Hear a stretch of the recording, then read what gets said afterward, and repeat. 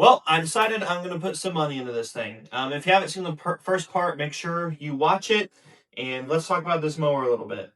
Now, obviously, we already know from the first part that there's a lot of problems with this mower, and to be honest, I'm probably not going to make any money on this thing. I'll be lucky to break even, like really lucky. But anyways, today let's start focusing on actually fixing what's wrong instead of looking at it and saying that it's broken.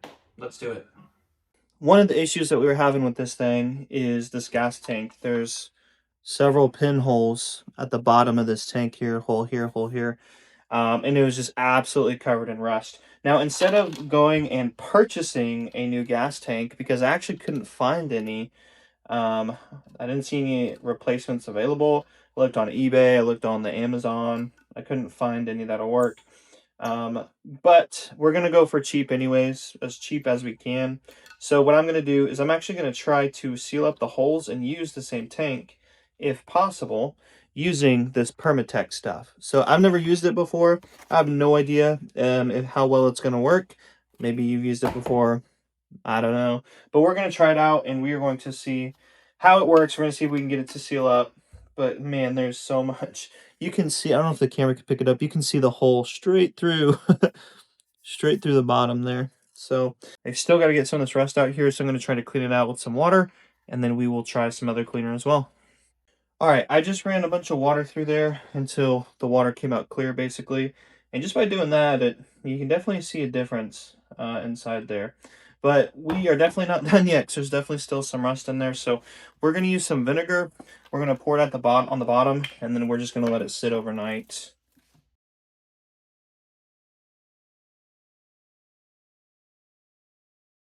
So tomorrow morning, I'll come back, take a look at it, and then I'll probably do a second round and leave it up for maybe till that night or something. So it'll be a little bit before it's ready to be patched with this Permatex stuff. But yeah, we're definitely going to let it sit for as long as we can.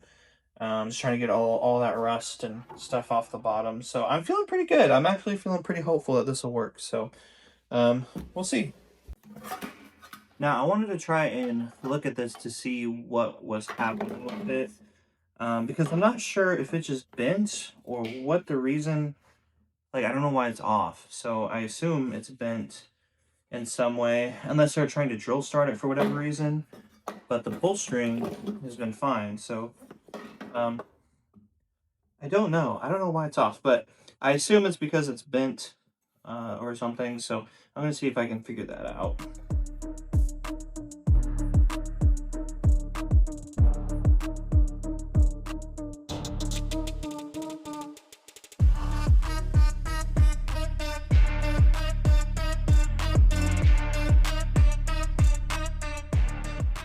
Yeah, so it's definitely a little tiny bit bent, but just a couple hacks of the hammer, and I think it's good to go. I mean, it's not, I don't think it's sitting on there exactly right, but I think I can get some hardware in there, and it should be okay. And I can see the flywheel is turning when I pull the string, so it's where it needs to be. I just need to find some hardware, and it should be close enough to where I think it'll work. So I'm not too worried about that. Yeah, I think we'll be good to go once I get the hardware for it. And originally I thought that this cover wasn't broken, but I guess it is a little bit right here. But that should fit on there just fine too. So I think we can get it to work. And yeah, I think she'll be in good shape. We'll definitely get this part of things finished up towards the end of the project. I just wanted to see if it was possible, and I think it is. So I'm just going to wait for the parts to come in, and then hopefully get this thing up and moving. I've been letting this soak for around 20 hours now or so. And it hasn't been doing as good of a job as what I'd like it to. You can see some discoloration in the vinegar and some like rust pieces on the bottom, but there's still a ton of rust inside the tank. So I got a bunch of these old bolts that I'm just going to toss in there and just kind of slosh around to see if I can pick up some of that old rust, I think. And I'm also going to get the outside with some steel wool too. So we'll see how that goes. Not sure how much it's going to help, but I think it's going to do something. And then if we need to, we can also let it soak a little bit longer, get a new thing of vinegar, get rid of the old stuff, and we'll just see how it goes. So.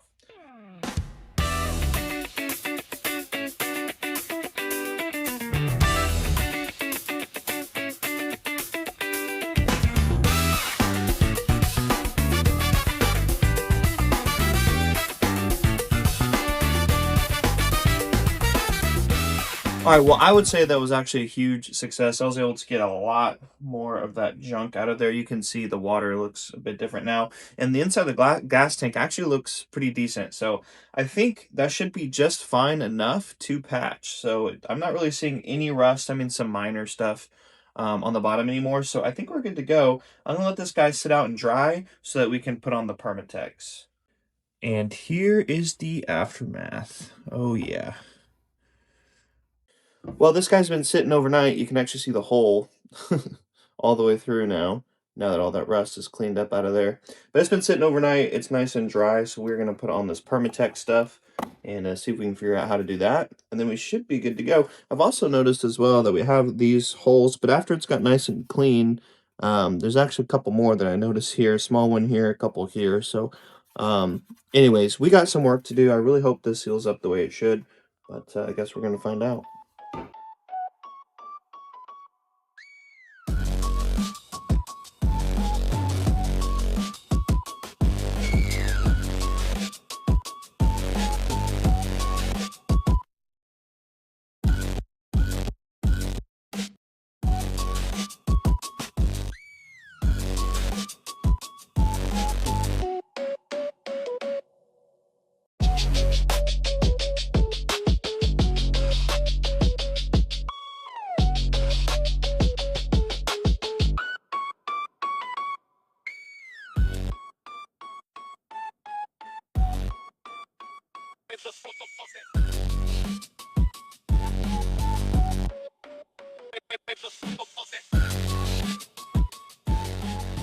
All right, we got all of the Permatex on there. To be honest with you, I don't see why it wouldn't work. It's kind of hard to explain the consistency of this stuff. It's almost like Play-Doh, but on steroids. Like it's really tough stuff, and it's supposed to sit for 2 hours, but it's already like pretty hard, and I just put it on there. So when I look through, I don't see any light coming through anywhere.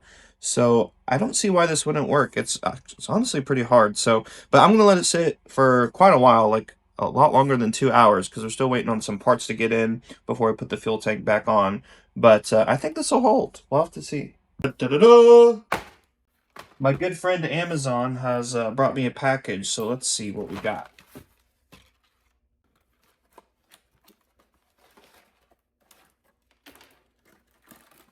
All right, we got ourselves our kill switch cable. Well, I've never put one of these on before, but how hard can it be? I don't even think this is long enough. Yeah, I don't think this is long enough, to be honest with you, but I don't know. Let's go find out. Let's go see. Well, this thing really looks as though it's going to be too short. So that should fit the... Actually, no. No, I think that'll fit. I think that'll fit. I've never done this before, but how hard can it be, right?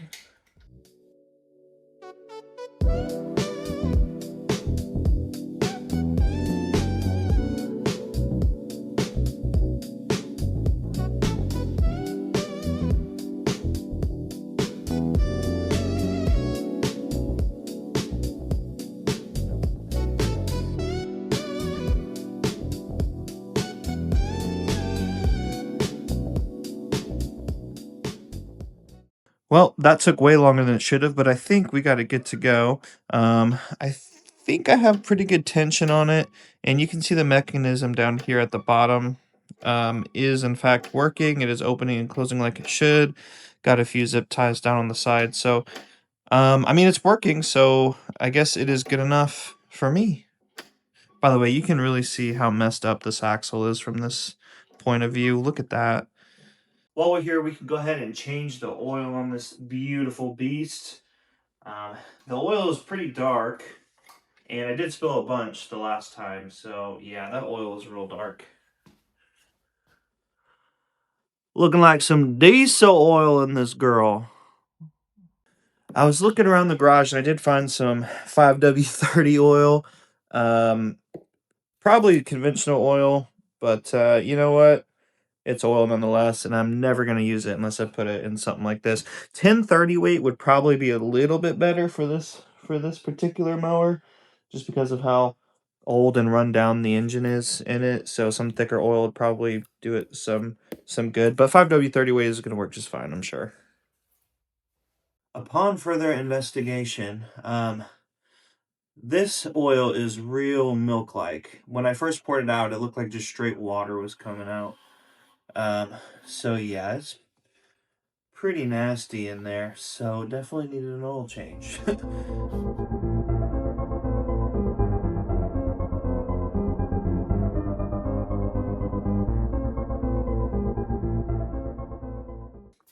That was probably some of the nastiest oil I've ever seen come out of a mower, to be honest with you. When I first started pouring it, it looked like just straight water was coming out of it. So it needed one really bad. I have absolutely no idea how much oil this thing takes. Here's a pic for the thumbnail.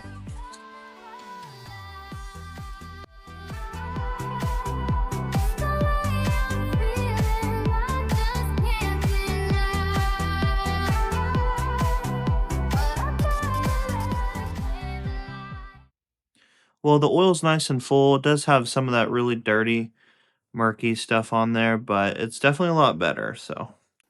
To be honest, when the oil looks that bad, doing an oil change, whenever you put oil in it, it's pretty much always going to look that dark again.